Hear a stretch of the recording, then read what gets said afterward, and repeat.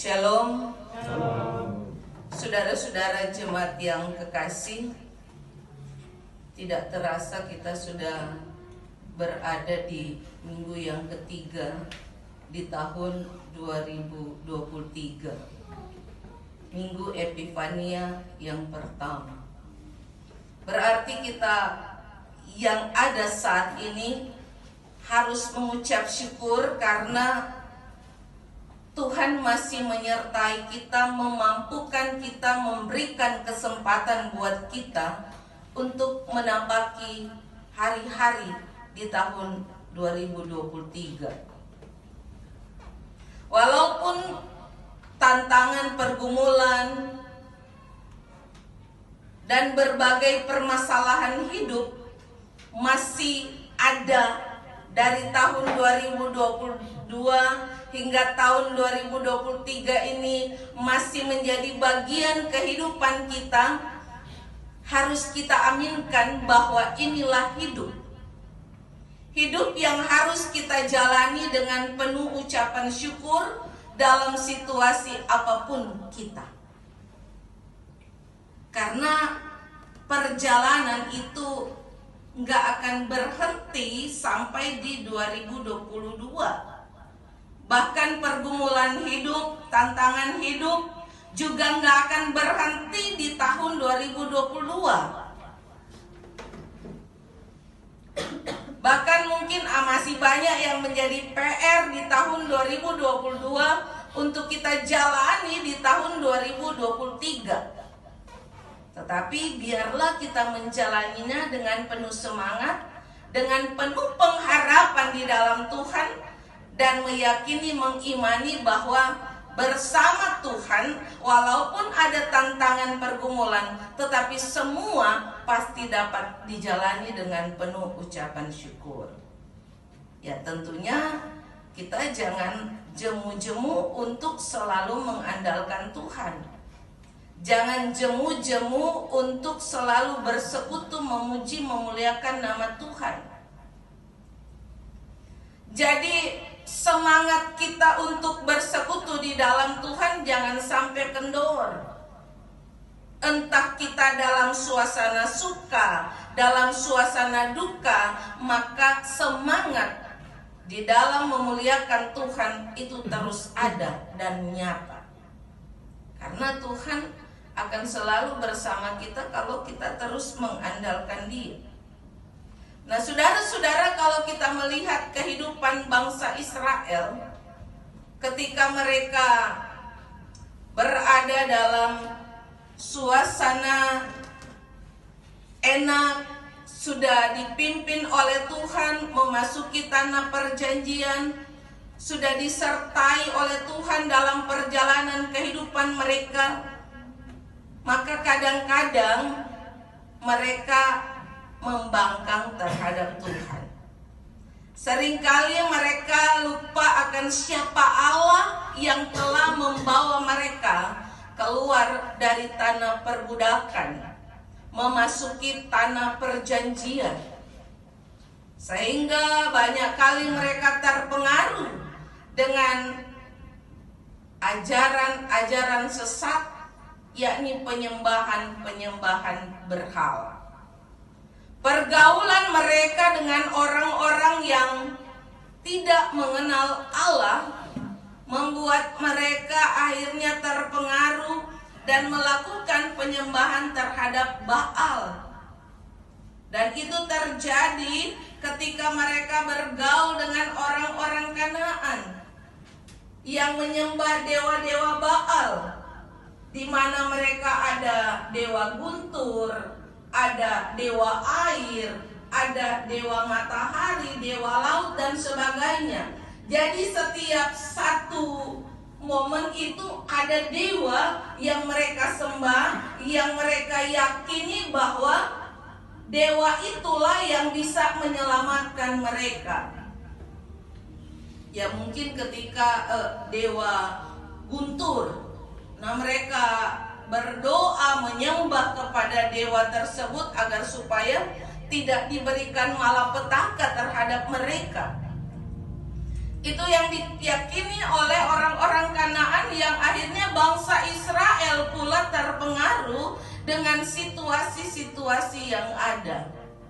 Itulah kelemahan dan keterbatasan manusia, yang walaupun beriman kepada Allah, tetapi ketika tiap hari dipengaruhi dan dipengaruhi, maka akhirnya luluh juga.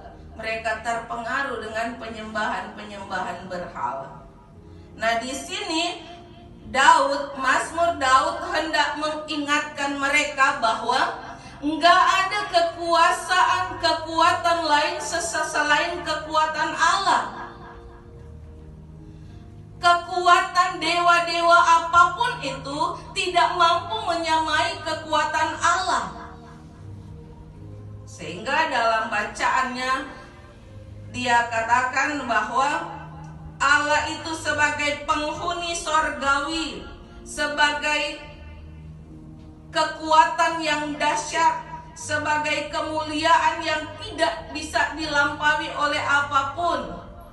Dan lewat suara Tuhan, dia bisa melakukan segala sesuatu terhadap umat manusia dan semua yang ada di bumi.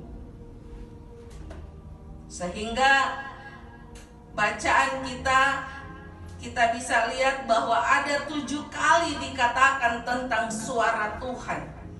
Bagaimana dahsyatnya suara Tuhan yang mampu melakukan segala sesuatu, yang mampu membalikan setiap kuasa-kuasa apapun di bumi.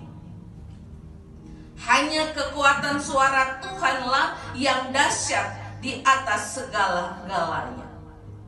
Dan kembali mau diingatkan ketika penciptaan, kan cakrawala, bumi dan segala isinya itu terjadi karena suara Tuhan bekerja. Sehingga ketika dia menciptakan segala sesuatu, dia katakan lewat suara Tuhan, dikatakan segala sesuatu baik, maka terjadilah. Jadi kekuatan suara Tuhan itu sangat dahsyat, tidak bisa dilampaui oleh kekuatan apapun. Dan itu pemazmur mau katakan kepada bangsa Israel bahwa hanya kekuatan suara Tuhan, kedahsyatan Tuhanlah yang bisa melakukan segala sesuatu terhadap manusia dan bumi serta segala isinya. Tidak ada dewa-dewa lain yang bisa mengalahkan kekuatan Tuhan, kedahsyatan Tuhan. Dia mau menyadarkan bangsa Israel agar supaya jangan terpengaruh. Dewa-dewa yang mereka sembah itu tidak bisa melakukan apa-apa, tidak bisa melampaui kekuatan Tuhan. Nah, kalau kita saat ini juga tengah dilanda dengan berbagai peristiwa yang dahsyat, 3 tahun kita berada dalam pandemi, tetapi saat ini kita bersyukur karena kedahsyatan situasi bencana yang ada tidak bisa juga melampaui kedahsyatan Tuhan, sehingga kita ada sampai saat ini. Kita boleh bernafas, kita boleh bersyukur dalam kemurahan Tuhan di tahun 2023. Itu karena kedahsyatan kekuatan Tuhan. Mungkin banyak yang ingin meraung-raung kehidupan kita sehingga kita jatuh. Tetapi ketika kita hanya mengandalkan Tuhan, maka kita tetap bisa bertahan. Karena kita semua serahkan semuanya ke dalam tangan pengasihan Tuhan. Peristiwa-peristiwa yang dialami sebelum-sebelumnya, tantangan-tantangan yang kita alami, pergumulan bahkan penderitaan, kalau mungkin kita tidak beriman kepada Tuhan, pasti kita sudah tergeletak dan jatuh.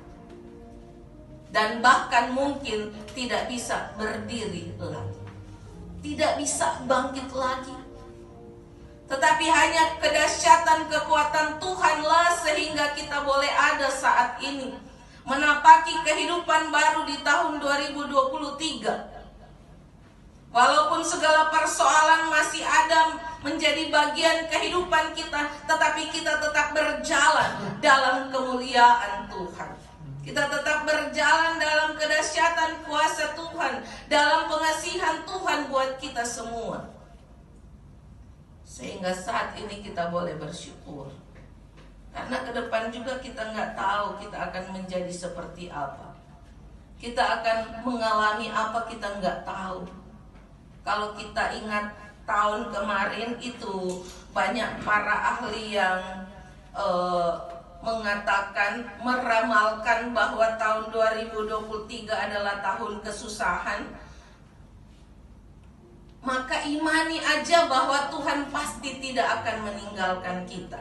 Covid 3 tahun aja kita mampu lewati kok. Pasti ada aja pertolongan Tuhan yang nyata, yang akan berlaku di dalam kehidupan kita pribadi ataupun keluarga, bahkan persekutuan jemaat. Sehingga di jemaat-jemaat yang lain, mereka bilang mereka sekarang banyak sekali teristimewa orang tua dan anak-anak begitu antusias untuk beribadah.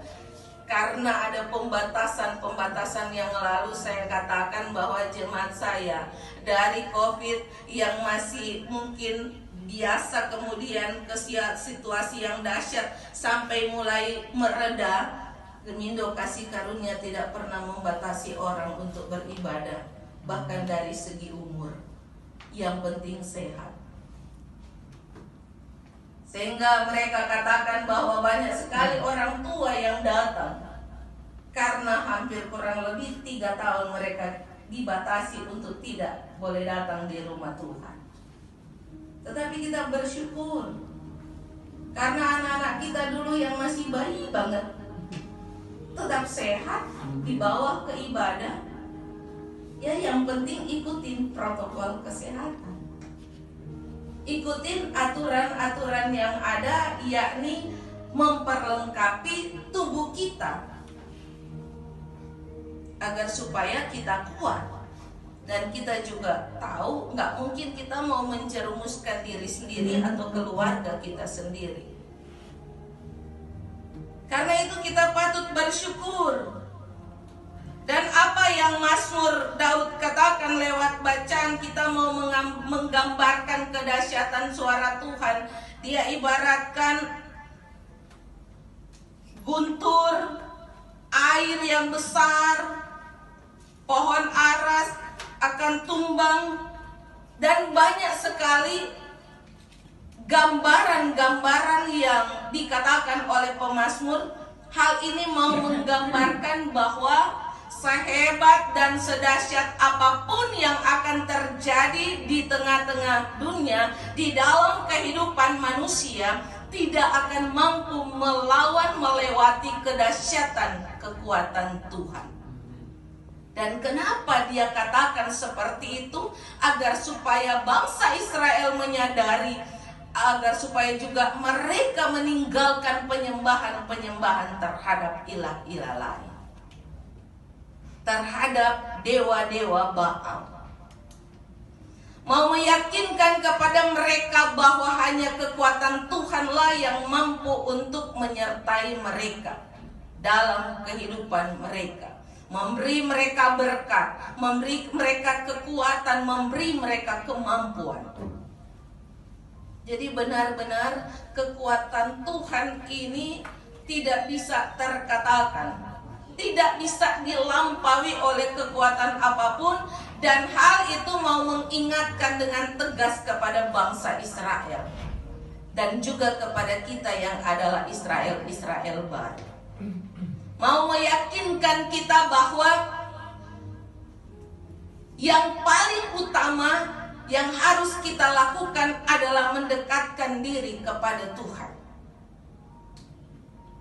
Banyak orang ketika mungkin ada permasalahan hidup, lebih suka ke tempat-tempat yang mungkin ramai, semarak, tetapi tanpa dia sadari bahwa itu hanya kebahagiaan sesaat.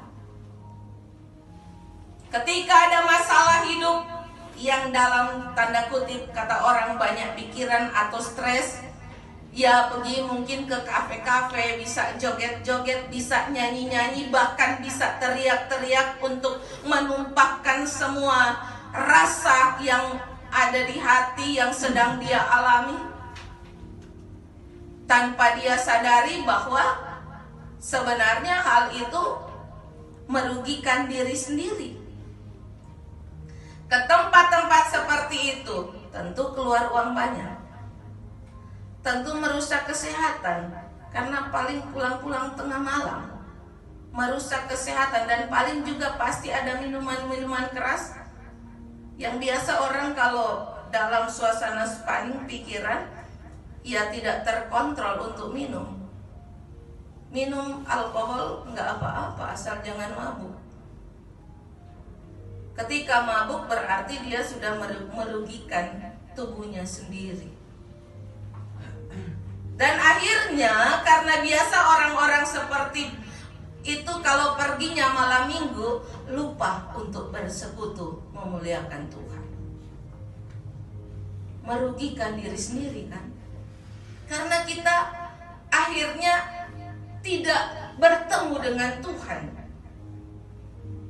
Dan ketika kita tidak bertemu dengan Tuhan dalam satu persekutuan beribadah, kalau orang sudah biasa untuk beribadah sepertinya ada yang kurang.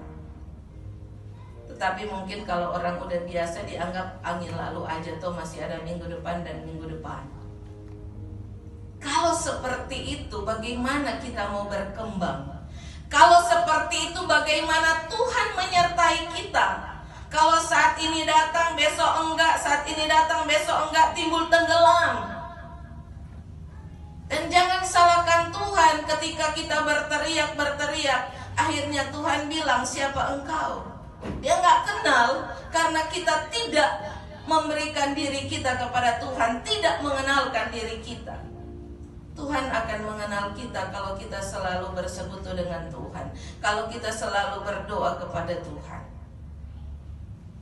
Tuhan akan mengenal kita sebagai anak-anaknya. Kalau kita lari ke tempat-tempat yang lain, bagaimana Tuhan mengenal kita, bagaimana Tuhan memberkati kita, bagaimana Tuhan akan menyertai kita.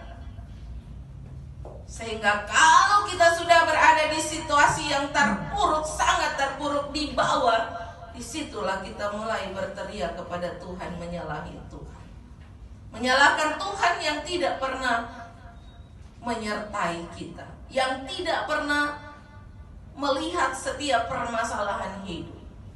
Nyalakan Tuhan, padahal salah sendiri. Karena itu saudara-saudara, bacaan kita mau mengingatkan kita bahwa tidak ada kekuatan lain melampaui kekuatan Tuhan. Dan karena itu apapun yang Tuhan percayakan dalam kehidupan kita untuk kita jalani di tahun 2023 ini, maka semuanya serahkan dalam tangan pengasihan Tuhan. Kita berusaha, kita bekerja keras, tetapi minta pertolongan Tuhan untuk selalu hadir dalam setiap usaha kerja keras kita. Bukan juga cuma diam-diam di rumah. Orang sakit diam aja di rumah, toh katanya Tuhan akan menyembuhkan, tapi nggak ada usaha untuk berobat, nggak ada usaha untuk sembuh, nggak mungkin sembuh.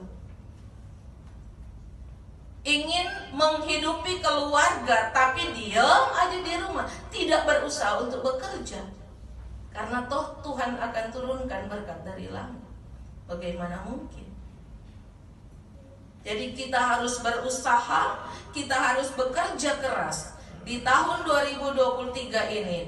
Dan semuanya dalam usaha kerja keras kita, minta pertolongan Tuhan, dan rajinlah hadir dalam satu persekutuan dengan Tuhan, agar hidup kita diberkati oleh Tuhan. Penyertaan Tuhan menjadi bagian kehidupan dalam menjalani tahun-tahun ke depan, hari-hari ke depan di tahun 2023 ini.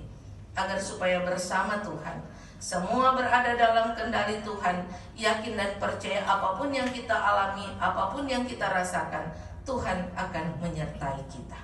Amin.